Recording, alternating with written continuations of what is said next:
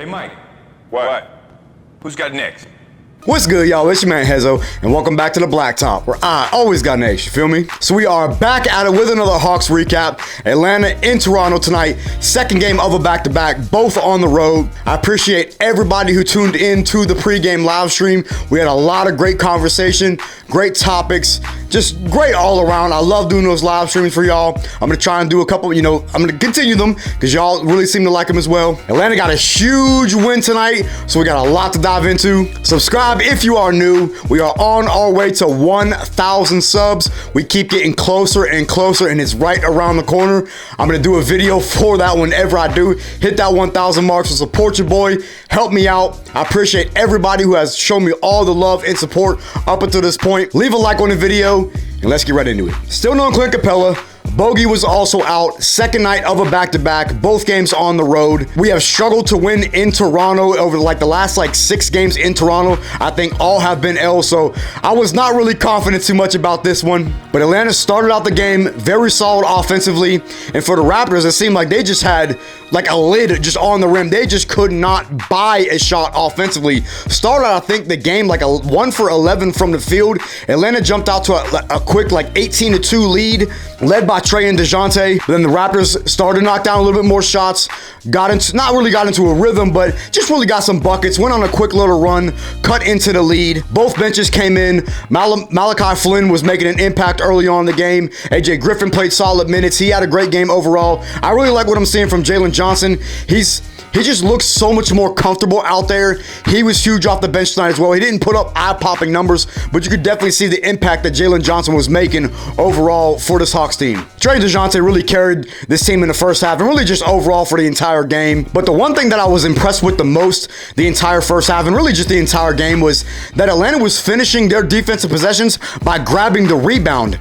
They limited Toronto's second chance opportunities tonight. And that was a big reason why we were able to consistently keep a big, a double-digit lead for the most part, was not allowing those second chance opportunities, crashing the glass, and really playing defense. Now, a lot of it was because Toronto shot poorly overall. I think they only hit 6 threes. Gary Trent did not shoot well. Fred VanVleet had an abysmal night from the field. And there was just a lid on the rim for most of the night for the Raptors. A ton of missed layups, and I'm gonna touch on that later in my final takes. Second half, both teams were kind of trading buckets. It seemed like every time Atlanta would come down a 3, then Toronto would answer with a 3. Scottie Barnes had a very solid game overall. He was living at the line in the third quarter, and this was probably one of his better games that he's had all season. He has not had a great season overall. He's not shooting the ball well, but it seems like he likes playing the Hawks, because when the game in Atlanta, the game that I went to back in November, Scottie Barnes had 26 points or something like that. So he had another solid night offensively tonight. But then Atlanta closes out the third quarter on a huge run. Trae hit that beautiful, beautiful step back 3.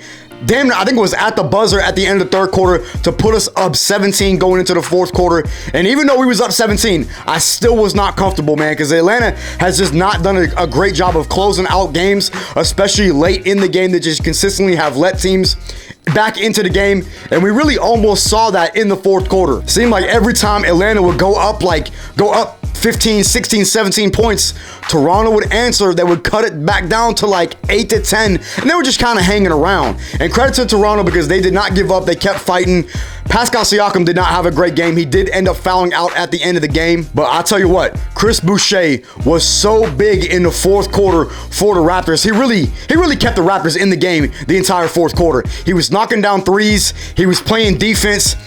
Chris Boucher had an excellent fourth quarter and a huge reason why they were even in the game towards the end. The Hawks finally did a great job of closing out the game. It got to as close as, I think, 7 points in the fourth quarter after being up 17. So the Raptors did go on a huge run in the fourth, but Atlanta was able to weather the storm, answer that run, and just stay composed behind Trae and Dejounte. It wasn't really hero ball. Now the ball was definitely in their hands, but they weren't going really into that isolation set. They were still working the ball around, trying to get a good shot, and that was great to see.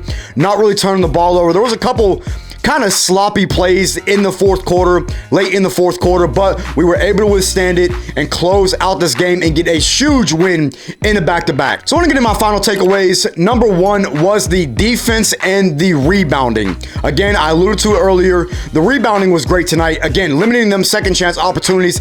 Now, the Raptors aren't they're not a big team, but they're a long team. Pause. But Atlanta has struggled so much controlling the glass. They consistently have been dominated on the glass and dominated in the paint. And we didn't see that tonight. Now, leads me to my next point. Toronto did miss a ton of layups in this game. I mean, it seemed like there was so many times where they had a good look at the rim and they just missed. And that was just the lid on the rim tonight. It just did not go Toronto's way, but they still fought. I still give credit to them. They still fought and hung around and was able to make it a game towards the end once they cut it to single digits. But at the end of the day, Trae and Dejounte were too much. I still credit Atlanta's defense for doing a good job of closing out on shooters and cleaning up and closing defensive possessions by grabbing the rebound. Great job, Atlanta, tonight. Great job. So my final takeaway for this game was the ball movement. Atlanta was moving the ball for the most part the entire game. Everybody was really getting looks. I mean, not everybody had a great game, but everybody just kind of chipped in, right? I mean, obviously it was led by Trae and Dejounte. Both had excellent game overall. And I think it's safe to say that Trae Young is back, man. He is back to his old self. He's back to his old form. He's knocking down threes. He's knocking down his floaters. He looks a lot more comfortable offensively, even against this Raptors team who has given him problems in the past. He looked very comfortable tonight with him and Dejounte both playing well. Hopefully, we can build some wins and just really not really take control, but just string together some wins, man. We got 2 in a row. We got a huge game in Atlanta on Monday against the Heat. Let's see if we can get a 3rd win in a row and string together a win streak. So I'm gonna pretty much leave it there, man. Not a super long recap, but this was a great game to watch. I was so happy with the outcome. They played like a team.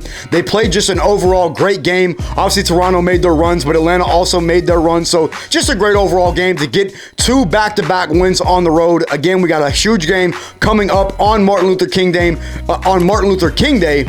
Against Miami. Let's see if we can get a 3rd win in a row. I think maybe for only the 2nd time this season, we would be able to do that. So we will see come Monday. Leave your thoughts down in the comments. Let me know what y'all thought about this game overall. What do you see for the possible outcome on Monday? Leave a like on the video, and I will catch y'all next episode.